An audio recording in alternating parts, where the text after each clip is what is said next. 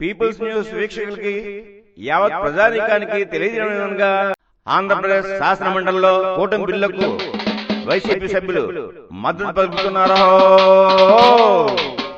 ఏపీలో రాజకీయాలు విచిత్రంగా ఉన్నాయి. శాసనసభ వేదికగా ఒకప్పుడు రాజకీయాలు ఉండేవి. ఈసారి మండలి వేదికగానే రాజకీయాలు వేడెక్కుతున్నాయి. జగన్ ఆలోచనలు బూమరాంగ్ అవుతున్నాయి. నమ్ముకున్న నేతలు ఆయన్ని నట్టేట ముంచుతున్నట్టు కనిపిస్తోంది. సంఖ్యాబలం ఎక్కువగా ఉన్న మండలిలో కూటమి బిల్లులు ఎలా పాస్ అయ్యాయి అన్నది ఇప్పుడు ప్రశ్నార్థకం.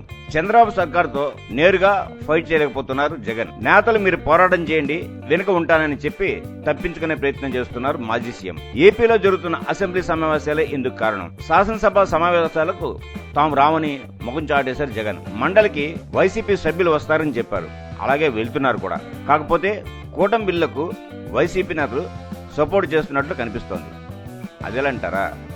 మండలిలో 58 మంది సభ్యులున్నారు. అందులో 8 మంది నామినేటర్లతో కలిసి ఆ పార్టీకి సుమారు 39 మంది ఉన్నారు. అందులో 31 మందిని నమ్మిన బంటులను ఏరుకోరి పంపారు వైసీపీ అధినేత జగన్. టీడీపీ జనసేన కూటమి కేవలం 10 మంది మాత్రమే ఉన్నారు. ఇండిపెండెంట్ 4, పీడీఎఫ్ సభ్యులు 2 ఉన్నారు. సింపుల్ గా చెప్పాలంటే మండలిలో వైసీపీదే ఆధిపత్యం. శాసనసభలో ఆమోదం చెందిన కూటమి బిల్లులు మండలిలో వైసీపీ వ్యతిరేకిస్తుంది. ఆ బిల్లులు తప్పనిసరిగా ఆగిపోవాల్సిందే. గతంలో టీడీపీ అపోజిషన్ గా అదే జరిగింది. వైసీపీ అధికారంలో ఉన్నప్పుడు శాసనసభలో పాస్ అయిన బిల్లులను మండలిలో రద్దవుతూ వచ్చాయి. హెల్త్ యూనివర్సిటీకి ఎన్టీఆర్ పేరు బిల్లు కాగా, రెండోది ల్యాండ్ టైటిలింగ్ యాక్ట్ బిల్లు. ఈ రెండింటినీ అప్పటి జగన్ సర్కార్ ప్రతిష్టాత్మకంగా తీసుకొచ్చింది. వీటిపై కూటమి ప్రభుత్వం తీసుకొచ్చిన బిల్లులు మండలిలో పాస్ అయినట్లు అసెంబ్లీ వర్గాలు చెప్తున్నాయి. కూటమి బిల్లులను వ్యతిరేకించాల్సిన వైసీపీ మండలిలో ఆమోదం పొందుతున్నాయంటే ఏదో జరుగుతున్నట్లు ఆ పార్టీ కార్యకర్తలే చర్చించుకుంటున్నారు. వైసీపీ సభ్యులు కూటమికి మద్దతు ఇస్తున్నారా, లేకపోతే జగన్ కి దూరంగా ఉండాలని నిర్ణయించుకున్నారా?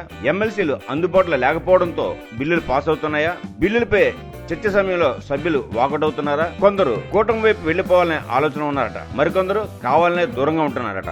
ఇలా రకరకాల సందేహాలు, ప్రశ్నలతో గందరగోళంగా ఉంది. మొన్న ప్రెస్ మీట్ లో జగన్ ఓ విషయాన్ని బయటపెట్టారు. ప్రభుత్వానికి వ్యతిరేకంగా తాను ట్వీట్ పెడతానని మీరు పెట్టాలంటూ కార్యకర్తలకు పిలుపునిచ్చారు. కూటమి సర్కార్ ఎంతమందికి జైలు పంపిస్తుందో చూద్దామని కాసిన ఆవేశంతోనే అన్నారు జగన్. ప్రస్తుతం అసెంబ్లీ సమావేశాలను గమనించిన కొందరు వైసీపీ హార్డ్ కోర్ కార్యకర్తలు పెదవి విరుస్తున్నారు.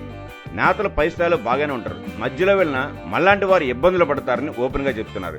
జగన్ తాను తీసుకున్న గోతులో తానే పడినట్లు స్పష్టంగా కనిపిస్తోంది.